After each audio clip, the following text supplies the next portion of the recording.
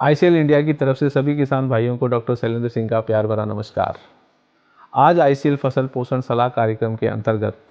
आलू की अच्छी पैदावार के लिए उर्वरक ज़रूरतों पर मैं आप सभी का ध्यान चाहूँगा।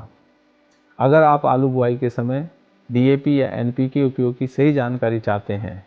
और आईसीएल यूनिक उर्वरकों के महत्व और आलू की फसल में इनके उपयोग की सही जानकारी चाहते हैं तो इस वीडियो को आखिरी तक जरूर देखें।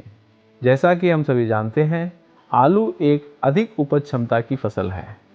इसीलिए इसकी सही वृद्धि और उपज के लिए अधिक मात्रा में उर्वरकों की आवश्यकता होती है। आलू की अच्छी फसल द्वारा लगभग प्रति एकड़ 75 से 80 किलोग्राम नाइट्रोजन, 35 से 40 किलोग्राम फास्फोरस, 50 से 60 किलोग्राम पोटेशियम और लगभग 5 से 10 किलोग्राम कैल्शियम, मैग्नीशियम और सल्फर खेतों से अवशोषित किया जाता है। आमतौर पर आलू उत्पादन में नाइट्रोजन, फास्फोरस और पोटेशियम का उपयोग अधिकतर किसान कर रहे हैं, परंतु कैल्शियम, मैग्नीशियम और सल्फर का उपयोग अभी भी बहुत सीमित लेवल पे ही हो रहा है। आलू की उच्च गुणवत्ता और बेहतर उत्पादन के लिए उर्वरक उपयोग में इन सभी पोषक तत्वों का संतुलन बहुत जरूरी है।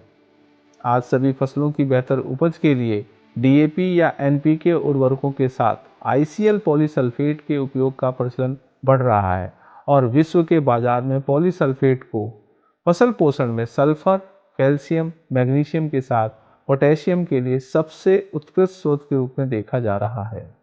भारत में भी पिछले कुछ वर्षों में पॉलीसल्फेट के इस्तेमाल का प्रचलन बढ़ा है और प्रगतिशील किसान इसका इस्तेमाल कर अपने खेतों से अधिक पैदावार ले रहे हैं और इसके इस्तेमाल से मिले फायदों को समय समय पर किसान भाइयों से साझा भी करते रहते हैं ताकि अन्य किसान भी अपनी फसलों में इसका इस्तेमाल कर लाभ ले सकें। बाजार में इस वर्ष डीएपी की कमी देखी जा रही है और आलू में बुआई के समय 200 से 250 किलोग्राम प्रति एकड़ डीएपी या एनपीके प्रयोग का प्रचलन सामान्य बात है और आईसीएल का मानना है कि सभी किसान अगर बुआई के समय सिर्फ 100 से 150 किलोग्राम प्रति एकड़ की दर से ही डीएपी या एनपीके का प्रयोग करें तो बाजार में व्याप्त इन उर्वरकों की कमी को बहुत हद तक दूर किया जा सकता है और आपकी ये पहल अन्य किसानों को डीएपी या एनपीके मिलने में सहूलियत प्रदान करेगी। हमारा आपको ये सलाह करने के पीछे एक ही मकसद है कि आप बुआई के समय उतना ही खाद प्रयोग करें जितना फसल को मिल सके, ना कि बर्बाद हो।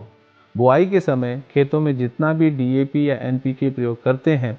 उससे मिलने वाला न्यूट्रिशन, खासतौर से फास्फोरस, ज़्यादातर 40 से 50 दिन तक ही फसल को मिल पाता है और अगर फसल को फास्फोरस कुछ अन्य उर्वरकों के माध्यम से थोड़ा थोड़ा करके स्प्लिट में दें तो परिणाम ज़्यादा बेहतर होंगे और उर्वरकों पर खर्च भी नहीं बढ़ेगा। इन सभी बातों को ध्यान में रख उत्तर भारत में आलू की खेती करने वाले किसानों को आईसीएल की सलाह रहेगी कि वो आलू बुआई के समय डीएपी या एनपीके 150 किलोग्राम प्रति एकड़ और एमओपी 50 किलोग्राम प्रति एकड़ के साथ पॉलीसल्फेट 100 किलोग्राम प्रति एकड़ की दर से प्रयोग करें ताकि फसल को पहले दिन से ही nitrogen, phosphorus, potassium, sulphur, calcium और मैग्नीशियम का सही संतुलन में पोषण दिया जा सके। शुरुआत से ही फसल में इन तत्वों का संतुलन आलू की अच्छी उपज का आधार बनेगा, जिसे आप 35 से 40 दिन की फसल में जड़ों के विकास को चेक करके इसके प्रभावों को खुद भी जांच सकते हैं। आलू की फसल में सामान्यतः यूरिया का प्रयोग ट्यूबर बनने की अवस्था से पहले कर लेना चाहिए। यूरिया का बाद में प्रयोग कंद निर्माण को प्रभावित करेगा, परंतु कंद निर्माण के बाद की अवस्था में भी पोटेशियम के साथ थोड़ा यूरिया का प्रयोग किया जा सकता है। आलू की फसल में यूरिया का प्रयोग 45 किलोग्राम प्रति एकड़ की दर से आलू बुआई से 20 से 25 दिन और 35 से 40 दिन की अवस्था पर करना फसल की वानस्पतिक बढ़वार के लिए सही माना गया है और साथ में 5 से 10 किलोग्राम मैकफोस अथवा एमएपी 1261 का प्रयोग कंद निर्माण को मजबूती देगा और कंदों की संख्या में सुधार लाने में भी बहुत उपयोगी रहेगा। कंद निर्माण के बाद भी अगर आप यूरिया का प्रयोग करना चाहते हैं तो 20 से 25 किलोग्राम प्रति एकड़ की दर से यूरिया का प्रयोग कर सकते हैं, परंतु इसके साथ 10 से 15 kilogram ICL Fertiflo 12-6-22 plus 12 calcium oxide का उपयोग भी जरूर करें ताकि ट्यूबर की क्वालिटी बेहतर बने। अकेले यूरिया का प्रयोग ट्यूबर क्वालिटी को खराब कर सकता है। इसके अलावा आलू की फसल में समय समय पर फोलियर न्यूट्रिशन का अपना महत्व है और इसीलिए एनपीके उर्वरकों के 3 से 4 स्प्रे 15 दिन के अंतराल पर जरूर करने चाहिए। आलू की 30 से 40 दिन की फसल में आईसीएल न्यूट्रीवॉन्ट स्टार्टर एनपीके 11-36-24 5 से 7.5 ग्राम प्रति लीटर वाटर और ईडीटीए जिंक 2 से 2.5 ग्राम प्रति लीटर वाटर का स्प्रे आलू की वानस्पतिक वृद्धि को गति देगा और 45 से 55 दिन की फसल में आईसीएल न्यूट्रीवॉन्ट बूस्टर एनपीके 8-16-39 5 से 7.5 ग्राम प्रति लीटर वाटर और बोरोन 1 से 1.5 ग्राम प्रति लीटर वाटर का स्प्रे कंद निर्माण को बढ़ाने में बहुत उपयोगी रहेगा। आलू की फसल में कंद विकास और कंद भराव के दौरान पोटास की ज़रूरत ज़्यादा होती है, इसीलिए आईसीएल की सलाह रहेगी कि इस अवस्था में आपको आईसीएल न्यूट्रीवॉन्ट बूस्टर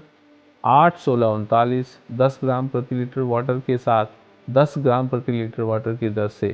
फर्टीफ्लो पोटेशियम प्लस 8047 का भी उपयोग करना चाहिए। आईसीएल के इन दोनों उर्वरकों का कॉम्बिनेशन आलू की फसल में एनपीके बैलेंस को बनाए रखेगा और इसका एक्स्ट्रा पोटेशियम ट्यूबर साइज को और बेहतर करेगा। आखिरी में 80 से 90 दिन की अवस्था में